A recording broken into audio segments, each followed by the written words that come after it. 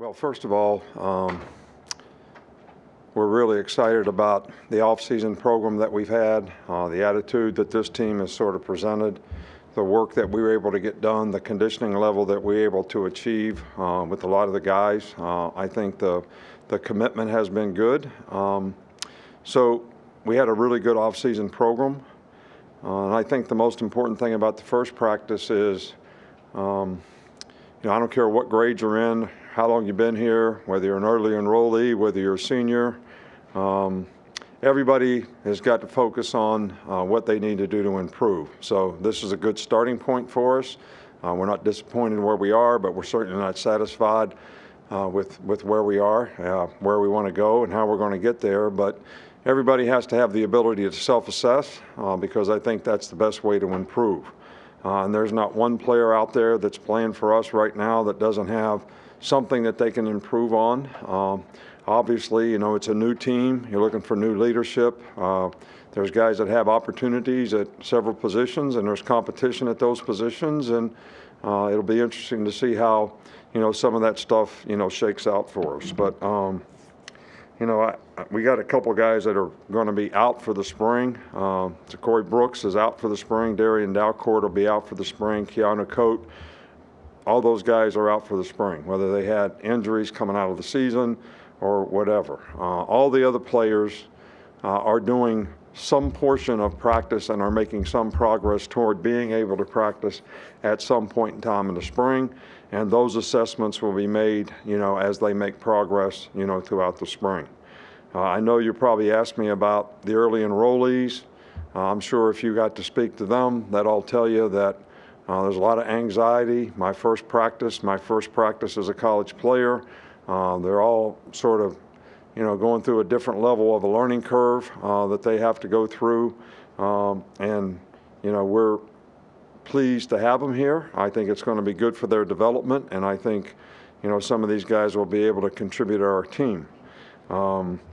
We also have, 3 transfers, all of which I think will, create a role on the team for themselves. They were all impressive out there today. You're talking about older guys who have played in this league or in the ACC, and I think those 3 guys will be very helpful for us. I'm excited about the new coaches that we have.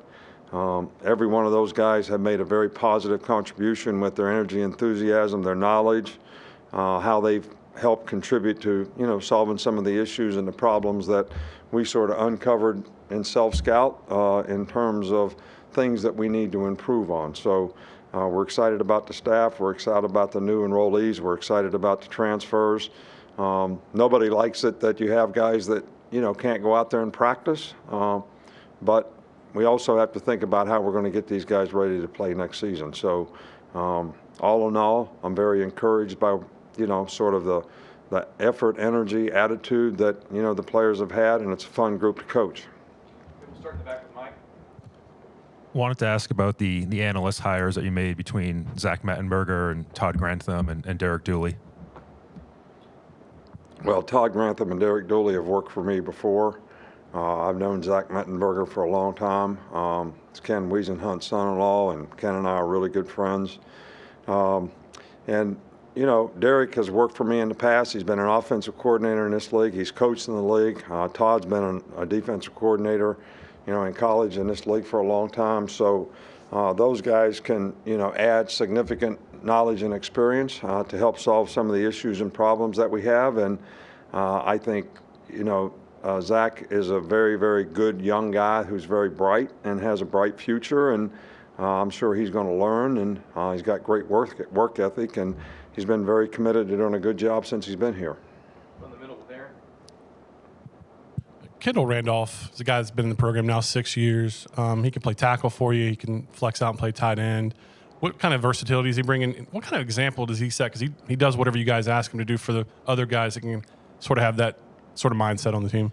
Well, I really love it when, guys like Kendall Randolph, show great resiliency, perseverance to continue to want to try to develop as players, make a commitment to the team to do whatever you need to do to help the team be successful. And, this is one of the guys that I'm most proud of in terms of where he came from when he was a young player to where he is now, to graduate, to become a leader, to set a really good example, to have sort of great goals and aspirations for what he wants to accomplish in the future, and what his focus is and his commitment is to it. I think this is a great example of what college football should be, and he's created a lot of value for himself here by what he's developed into, and we're really, really proud of him, and I'm really happy to have him back. I think, the first thing we got to do is let him compete for a starting job in the offensive line, which is going to be our first priority for him in the spring. Go on the left, Chris. I want to ask about tight ends coach Joe Cox, and we haven't seen a tight ends coach that's focused on that position, so I'm wondering, is the position got more important, or is that just kind of the way it worked out with his coaching staff? Well, philosophically, I think, we've had different blends of staff here, and, we had 6 coaches on offense, and Mike Loxley walked around, so to have the special teams coach be the tight end coach still gave you 5.5 coaches on offense. As the staff transpired, we ended up with an extra coach on defense.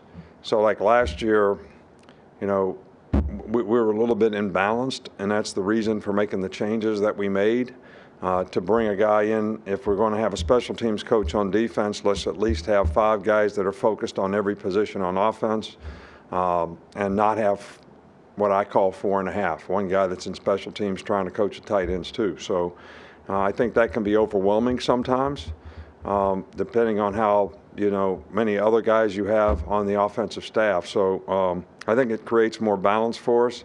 I do think it's a position now that requires a little more attention, because a tight end used to be a guy that lined up in the C area beside the tackle and put his hand in the dirt, and that's where he played from. Now the guy plays off the ball, he's playing like a fullback. He plays on the ball, he's playing like an old-fashioned tight end. He flexes out, he's playing like a wide receiver. So I think that for those guys to get a little bit more focused attention is probably really important. And I think Joe Cox is one of the bright young guys that I've been very impressed with his knowledge, and I think he's going to help us. 2 more, Charlie, and then Tony. You mentioned Kendall competing on the offensive line. Just what have you seen from the young tackles and their progress from last season, and how do you kind of hope to see that carry over into the spring? Well, we've had one practice, so I don't know how I can assess anybody's progress from last year to this year. I know they've worked hard in the off season. I think they're in better condition. I think they've improved their bodies. Damian George had a really good offseason. So I think, we're encouraged by the progress that he makes, whether he plays guard or tackle. We're going to, see if Javion Cohen should be a guard or a tackle. We'll see if J.C. Latham should be a guard or a tackle, Kendall Randolph to be a tackle.